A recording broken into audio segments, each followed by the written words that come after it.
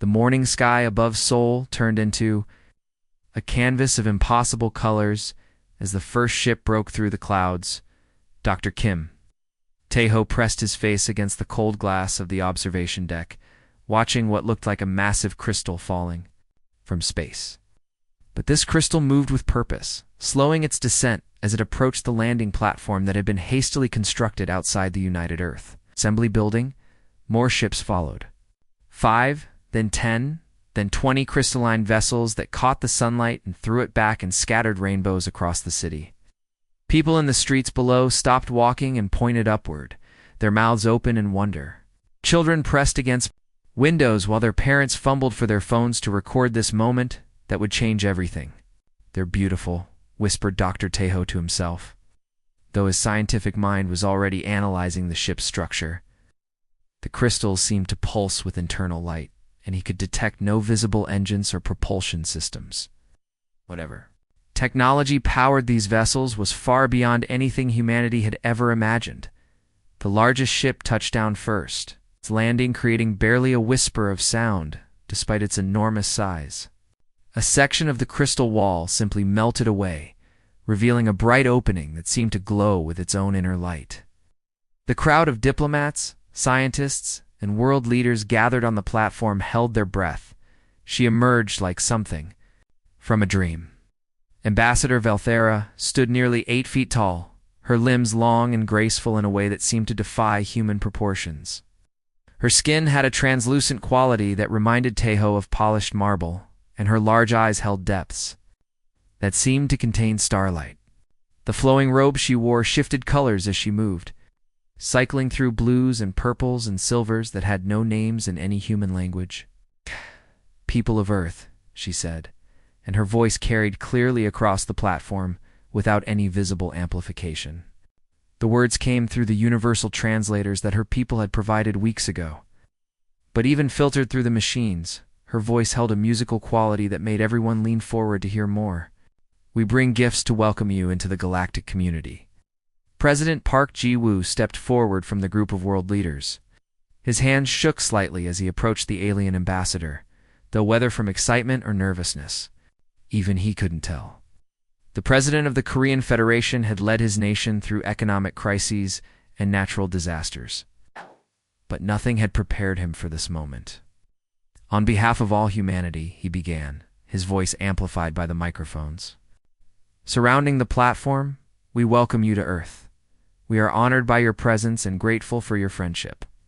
Valthara's expression shifted in what might have been a smile, though her facial structure made it difficult to be certain. She raised her elongated hands, and Taeho noticed that her fingers were nearly twice as long as human fingers, ending in what looked like natural crystal formations rather than nails. "We have watched your species for some time," she continued. "Your rapid development, your creativity, your potential for growth. The Zephyrian Collective believes that humanity is ready to take its place among the stars." She gestured to the other aliens emerging from the ships behind her. Each carried devices that hummed with barely contained energy, objects that seemed to bend light around them, and cast shadows that moved independently of their physical forms. "These are our gifts," Valthara announced. "Technologies that will transform your world and prepare you for the responsibilities of galactic citizenship."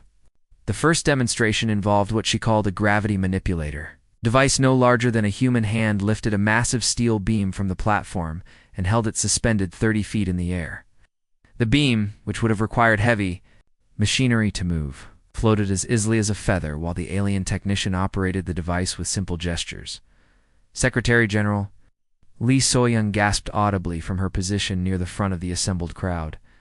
As the head of the United Earth's Assembly, she had seen humanity's most advanced technology. But this display made their greatest achievements seem like stone tools. The second demonstration was even more impressive. President Park Ji-woo had volunteered to test their medical technology, though he hadn't expected the alien to actually cut off his finger to prove the point. The medical nanobots went to work immediately, and within minutes, his finger had regrown completely. It's not just healed, but regrown with perfect sensation and movement. "These nanobots can cure any disease," Valthara explained as Park Ji-woo flexed his new finger in amazement. They can repair damage, extend life, even enhance physical capabilities. No human need ever suffer from illness or injury again. Crowd murmured with excitement and disbelief. Dr. Tejo found himself thinking about his daughter, who had been born with a genetic condition that limited her mobility. Could these nanobots give her the normal life he had always dreamed of for her? The third gift was a communication device that could transmit messages instantly across the galaxy. Valthera demonstrated by contacting what she claimed was a colony, shipped near the edge of the solar system. The response came back immediately, proving that the speed of light was no barrier to their technology. "These are just the beginning," the ambassador said as the demonstrations concluded. "We offer clean energy that could power your cities for centuries, transportation that could take you to any world in the galaxy, and knowledge that could advance your civilization by thousands of years." The world leaders exchanged glances filled with wonder and possibility. This was everything humanity had ever dreamed of, offered freely by beings who seemed to want nothing more than friendship. "What do you ask in return?" President Park Ji-woo finally managed to ask. Valthara's smile became more pronounced. "Only that you accept our guidance as you learn to use these gifts responsibly. The galaxy can be a dangerous place for young species who advance too quickly without proper wisdom." As the formal ceremonies continued, Dr. Tejo couldn't shake the feeling that he was witnessing the most important moment in human history. But deep in his mind, a small voice whispered a question he couldn't quite articulate. If these beings were so advanced and benevolent, why had they never contacted humanity before now? The basement of Seoul National University smelled like dust and old paper, a scent that Dr. Choi Mina had grown to love over her 20 years of digging through humanity's forgotten history. While the world above celebrated the arrival of their alien visitors, she sat hunched over her microscope in the dim light of her underground laboratory, studying fragments of fabric that had been carefully cut from the ceremonial robes of Ambassador Verd. Min-AR had always been different from other archaeologists. While they searched for pottery and tools, she looked for stories that had been lost to time. Her colleagues often joked that she could find meaning in a random scratch on a rock. But Mina knew that nothing was truly random. Every mark, every symbol, every pattern told a story if you knew how to read it. The alien fabric was unlike anything she had ever seen. Under normal light, it appeared to be a simple cloth that shifted colors. But when she placed it under her high-powered microscope, the truth became clear. The fabric was woven at the molecular level with precision that human technology couldn't match. Tiny threads formed patterns so complex that they seemed to move and dance as she watched. But it was the symbols that made her breath catch in her throat, hidden within the molecular patterns were markings that looked like writing. At first, she thought they might be decorative elements. But as she adjusted the microscope's focus, the symbols became clearer. They were carved into the very structure of the fabric with mathematical precision, each one repeated in exact sequences that suggested meaning and purpose. "No," she whispered to herself, reaching for a computer with shaking hands. "This can't be right." The symbols looked familiar, though she couldn't immediately place where she had seen them before. Mina opened her digital archives, files containing thousands of images from archaeological sites around the world. She had spent decades cataloging cave paintings, stone carvings, and ancient artifacts, creating one of the most comprehensive databases of prehistoric human art. Her search began. With recent discoveries, last year, a team in Mongolia had found a cave system that contained paintings dating back over 50,000 years. The artwork showed primitive humans living alongside tall, strange beings that seemed to glow within her light. At the time, Mina had dismissed them as spiritual or mythological representations, but now she wasn't so sure. She pulled up the Mongolian cave paintings and compared them to the symbols in the alien fabric. The match was perfect. Every curve, every line, every detail was identical. The symbols that were woven into Ambassador Valthera's robes were the same ones that primitive humans had carved into cave walls thousands of years before recorded history. "Professor Yang?" Sumin's voice made her jump. Her graduate student had arrived early, as he did most mornings, carrying 2 cups of coffee and a stack of research papers. "You look like you've seen a ghost."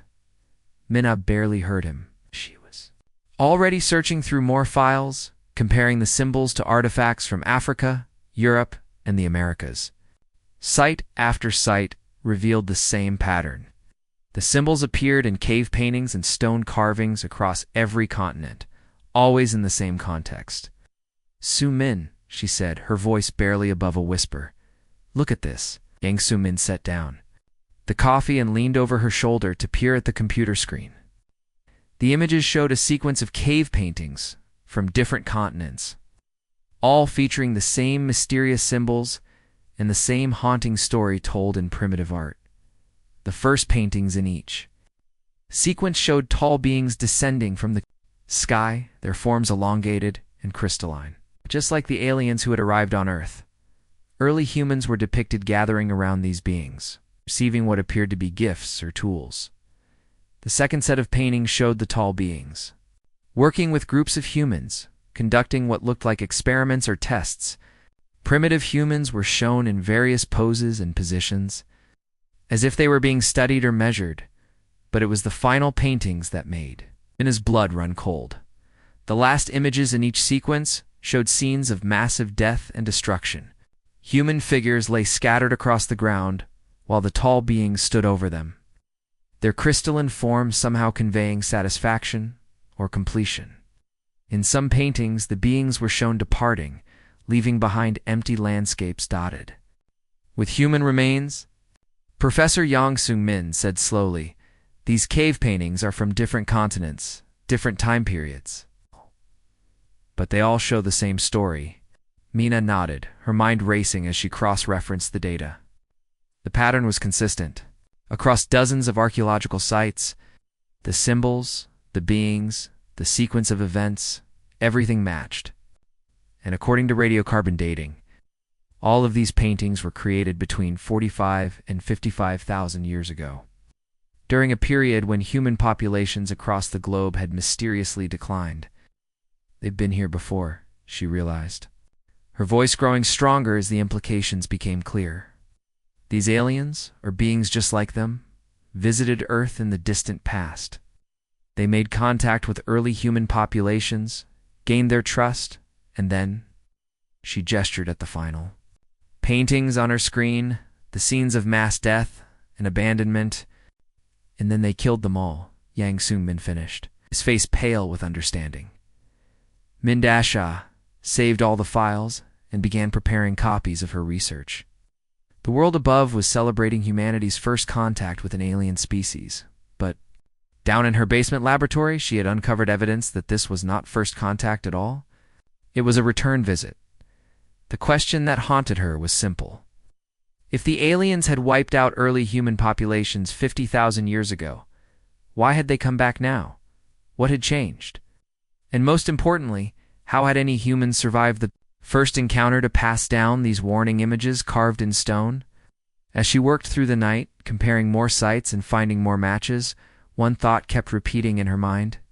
The cave paintings weren't just art or mythology. They were warnings, left by the last survivors of humanity's first encounter with the beings who now called themselves the Zephyrian Collective. The ancestors had tried to warn them, but nobody had been listening. Admiral Kong Haijin sat in her office deep beneath the mountains outside Seoul, staring at the red folder on her desk. The folder contained Dr. Choi Mina's research, and every page made her stomach turn with a cold dread she hadn't felt since the resource wars ended 15 years ago. She had fought in those brutal conflicts that nearly destroyed humanity. Watching cities burn and millions die over water and rare earth metals. But this was different. This was worse. The cave paintings and symbols were damning evidence. But Haijin needed more than ancient artwork to convince the world leaders who were currently celebrating their new alien friends. She needed hard proof that the beings calling themselves the Zephyrian Collective were not the benevolent visitors they claimed to be. She pressed the intercom button on her desk. "Colonel Nam, get in here now." Colonel Nam Dong-woo entered her office within minutes, his face already serious. He had worked with the Admiral for over a decade and could read her moods better than anyone. When she looked this grim, it meant trouble was coming, sir? What do you need? "I want every piece of alien technology examined down to the atomic level," Haijin said, sliding the folder across her desk. "Read this first, then mobilize every intelligence asset we have. I want to know everything about these visitors, their real intentions, their capabilities, and their weaknesses." Nam Dong-woo opened the folder, and his eyes widened as he read through Mina's research. Cave paintings, the symbols, pattern of contact followed by mass extinction, it painted a picture that made his blood run cold. "Admiral, if this is true, then we're dealing with something far more dangerous than anyone realizes," Haijin finished. "The world's leaders are so excited about the technology that they're not asking the right questions. Why now? Why Earth? And why are these beings so eager to give us advanced technology for free?" The investigation that followed was the most intensive intelligence operation in human history. Teams of scientists working in secret facilities began taking apart the alien gifts piece by piece. What they found confirmed Haijin's worst fears. The gravity manipulators were not just tools, they were surveillance devices. Hidden within their crystalline structure were microscopic sensors that recorded everything around them. Every room they entered, every conversation that took place nearby, every person who touched them was being monitored and cataloged, but that was just the beginning. Dr. Park Soo-jin, Earth's leading expert in nanotechnology, made an even more disturbing discovery when she examined the medical nanobots. Under extreme magnification, she found that the tiny robots were not just designed to heal, they were mapping human biology with incredible precision. "They're learning everything about us," she reported to Nam Dong-woo during a classified briefing. "Blood type, genetic markers, brain chemistry, immune system responses. These nanobots are creating a complete biological profile of every human they treat." The communication devices were perhaps the most sinister of all. While they allowed humans to send messages across the galaxy, they were also transmitting detailed intelligence about Earth's defenses back to the alien fleet. Military bases, weapon systems, population centers, everything was being reported in real time. "It's like they're preparing for an invasion," Nam Dong-woo told Haijin as they reviewed the evidence. "They're mapping our biology, studying our technology, and learning about our defenses. This isn't first contact, it's reconnaissance." The final piece of the puzzle came when Earth's codebreakers managed to intercept and decode alien communications. The messages were transmitted on frequencies that humans weren't supposed to be able to detect, but the aliens had underestimated human ingenuity. What they discovered made everything clear. The aliens spoke of humanity. It's a cultivated species that had reached optimal harvest parameters. They discussed Earth as one of many collection sites, and referred to humans as specimens that needed to be processed efficiently. One message was particularly chilling. "The seed population we left 50,000 cycles ago has grown beyond expectations. Current estimates suggest we can harvest over 7 billion units while maintaining sufficient breeding stock for future." Cycles Haijin read the decoded messages with growing horror. The aliens had done this before, not just to early humans, but to countless species across the galaxy. They would arrive with gifts and promises, study the native population, then harvest them like crops when they reached the desired numbers.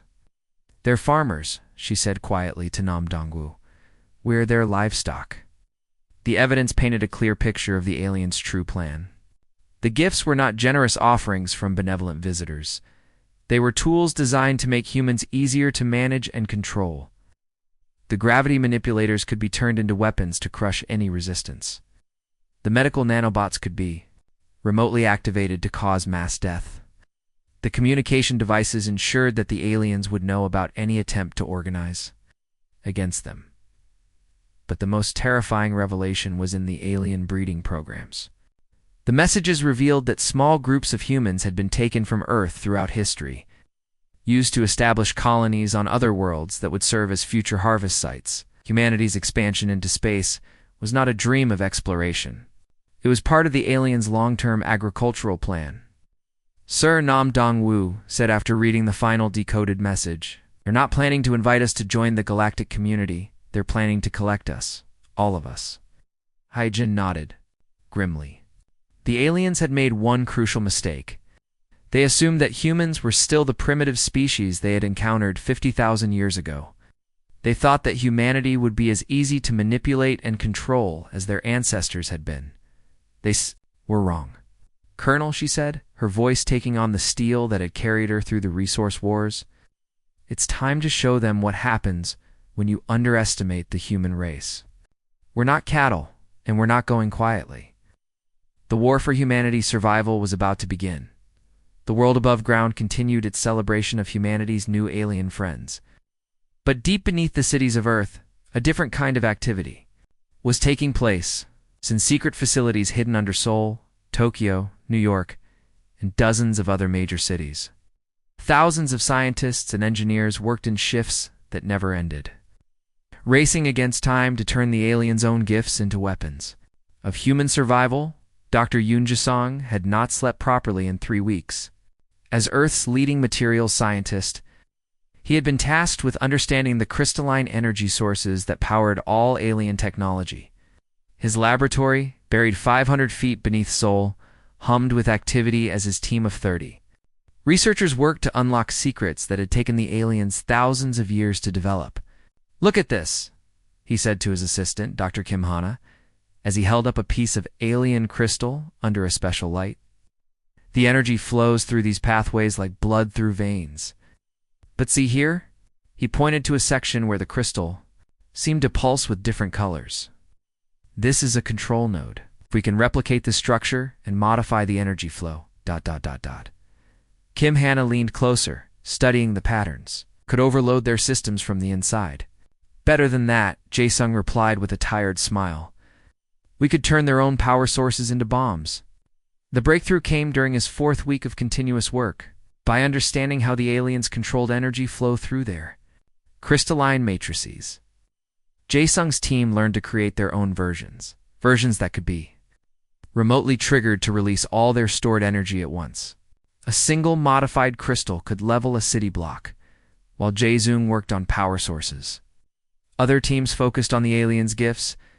The gravity manipulators proved surprisingly easy to reverse engineer once human scientists understood the basic principles. Dr. Lee Min-ho, working in a facility beneath Tokyo, discovered that the devices worked by creating localized distortions in space-time. "It's like making a small black hole," he explained to his team. "But instead of sucking everything in, we can push things away or crush them together. Watch this." He activated a modified gravity manipulator aimed at a steel plate. The plate crumpled like paper, compressed into a ball smaller than a marble. The same technology that the aliens had used to demonstrate their peaceful intentions could be weaponized to crush their ships from the inside. The medical nanobots presented a different challenge. Dr. Song Yoojin, working in a laboratory beneath London, spent days studying the tiny robots that had amazed the world with their healing abilities. What she discovered was both fascinating and terrifying. "They're programmable," she announced during a video conference with research teams around the world. "The nanobots can be instructed to target specific biological markers. The aliens designed them to recognize and heal human tissue, but we can reprogram them to target alien biology instead." The implications were staggering. The same nanobots that could heal a human could be modified to attack alien nervous systems, starve alien tissue, or disrupt alien brain functions. The aliens had essentially provided Earth with the perfect biological weapon to use against them. Major Park Yeon-ji coordinated the deployment of Earth's secret defenses from a command center buried beneath the Swiss Alps. Her job was to turn the entire planet into a fortress without the aliens noticing. It was the most complex military operation in human history, requiring coordination between dozens of nations and thousands of personnel. "The beauty of human warfare," she told her staff during one of their daily briefings, "is that we've been killing each other for thousands of years. We know how to hide weapons, how to set traps, and how to turn everyday objects into instruments of death." Ancient subway tunnels in major cities were converted into missile silos, their walls reinforced with alien-derived materials and equipped with weapons that could punch through the hulls of crystalline ships. Orbital platforms that the aliens believed were simple communication satellites were actually weapon platforms, bristling with modified gravity manipulators and energy weapons. Even civilian buildings were secretly modified. Shopping malls, office buildings, and apartment complexes were reinforced with hidden defensive systems. If the aliens tried to land in populated areas, they would find themselves surrounded by weapons disguised as everyday architecture. The most challenging part of the operation was maintaining the illusion that humanity remained naive and grateful. Dr. Kim Tae-ho, who had been present at the aliens' first arrival, worked closely with diplomats and world leaders to script every interaction. With their visitors, "We need to seem excited but not too curious," he explained during a briefing with President Park Ji-woo. "Ask questions about their culture and their home world, but never about their technology or their previous visits to other planets. We want them to think we're still the same primitive species they encountered 50,000 years ago." Every public appearance was carefully choreographed. When aliens demonstrated their technology, human leaders would react with appropriate wonder and ask simple questions that reinforced the impression of human primitiveness. Behind the scenes, however, every demonstration was being recorded and analyzed by teams of scientists who were learning to replicate and improve upon alien designs. The aliens' own communication devices were turned against them. Human hackers using modified alien technology infiltrated the visitors' networks and began monitoring their private communications. Every message between the aliens and their fleet was intercepted and decoded, providing Earth's defenders with real-time intelligence about their enemies' plans and capabilities. As the weeks passed, Earth transformed from a defenseless world into a trap waiting to be sprung. The aliens, convinced of their own superiority and humanity's primitiveness, never suspected that their gifts were being turned into weapons. Their technology was being stolen and improved, and their communications were being monitored by the UHS, very species they planned to harvest. The stage was set for humanity's greatest battle. And for the first time since Dr. Choi Min-ah had discovered the truth in her basement laboratory, Admiral Kang Hae-jin allowed herself to hope that the human race might actually survive what was coming. The stars seemed to bend and twist as the first alien ships emerged from hyperspace at the edge of Earth's solar system. Fleet Commander Zeth Kala stood on the bridge of his flagship, watching the blue-green world grow larger on his screens. After 50,000 years, they had returned to collect their harvest. "Begin the collection protocol," he ordered his crew. "Deploy the harvesting ships and prepare the containment fields. This should be simple. The primitives will be grateful for our return." Behind him, hundreds of crystalline ships moved into formation, their holds empty and ready to be filled with human specimens. The fleet commander had performed this operation dozens of times on countless worlds across the galaxy. It was always the same: arrive, overwhelm the primitive species with superior technology, then collect them for processing. But as the fleet approached Earth's orbit, something was wrong. "Commander," his sensor officer reported, "I'm detecting unusual energy. Signatures from the planet's surface. The readings don't match our previous scans." Zeth Kala frowned. The advanced scouts had reported that Earth's technology remained primitive, barely beyond chemical propulsion and basic electronics. But the sensors were showing energy patterns that looked suspiciously familiar. "Magnify the surface scans," ordered. The images that appeared on the main screen made his blood run cold. The orbital platforms that their scouts had identified as simple communication satellites were now revealing their true nature. Weapon ports opened like flowers blooming, and energy signatures that matched their own technology began charging to dangerous levels. "Impossible," he whispered. How did they? His question was answered when every communication channel on his ship suddenly activated at once. The face that appeared on the screen was not the grateful, primitive leader he had expected to see. Admiral Kang Hae-jin looked directly at him with eyes that held no fear, only cold determination. "Fleet Commander Zeth Kala," she said, and her use of his name sent a chill through his entire crew. "Welcome back to Earth." The human leader stood in what was obviously a sophisticated command center, surrounded by technology that seemed to blend human and alien designs. Behind her, screens showed detailed tactical displays of his entire fleet, including ships that should have been invisible to primitive sensors. 50,000 years ago, Hae-jin continued, her voice carrying clearly across the void of space, "Your people came to Earth. You experimented on our ancestors, gained their trust with gifts and promises, then slaughtered them when you were done. You thought you left no survivors, no memory of your crimes? Zethkalah's confidence crumbled as he recognized the symbols being displayed behind the human admiral. They were the same markers his people had carved into stone on dozens of harvests. World symbols that identified completed collection sites. But these symbols were being shown to him by the very species that should have been extinct. You gave us gifts, Hyjin said, and now her voice carried a barely controlled fury.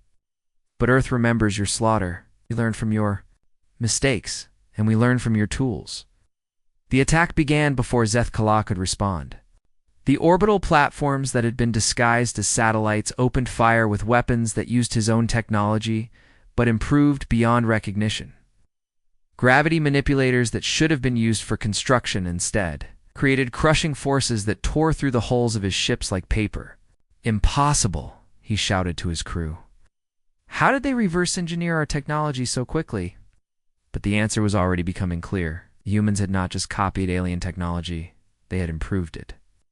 The weapons hitting his fleet were more powerful, more accurate, and more devastating than anything his own people had created.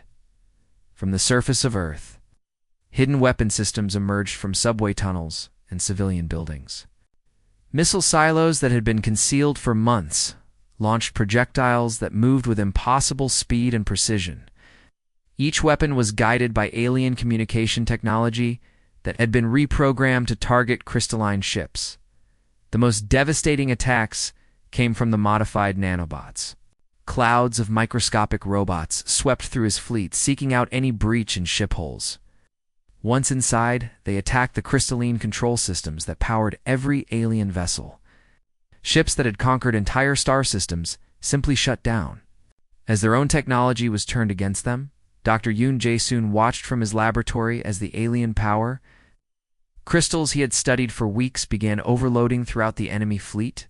The aliens had designed their energy systems to be efficient and stable, but human modifications had turned them into bombs. Ship after ship exploded in brilliant flashes of light as their own power sources consumed them from within. Major Park. Yoonji coordinated the defense from her command center, watching as every trap and weapon system activated according to plan. The aliens had expected to find a primitive world defended by chemical rockets and metal projectiles. Instead, they found a fortress that used their own advanced technology against them with ruthless efficiency.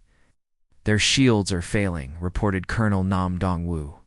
The gravity weapons are crushing their smaller ships, and the nanobots are spreading through their entire fleet. The battle lasted less than an hour.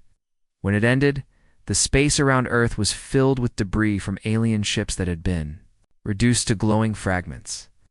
Only a handful of vessels remained intact, their crews desperately trying to escape. Zethkalah's flagship was among the survivors, though barely. As his ship limped away from Earth's orbit, he sent a message to the Farian homeworld that would change everything. "Avoid the third planet of the yellow star," he transmitted. "The harvest has failed. The humans remember. They have become something we never expected. They have become dangerous." Deep in her laboratory beneath Seoul, Dr. Choi Minna looked at the ancient cave paintings that had saved humanity. The primitive artwork had carried a message across 50,000 years, warning future generations about the aliens' true intentions. "We remember," she whispered to the images of her ancestors. "We always remember." Earth had won its first interstellar war, but Hygiene knew this was just the beginning. The galaxy was vast, and humanity had just announced that they were no longer prey. They were predators.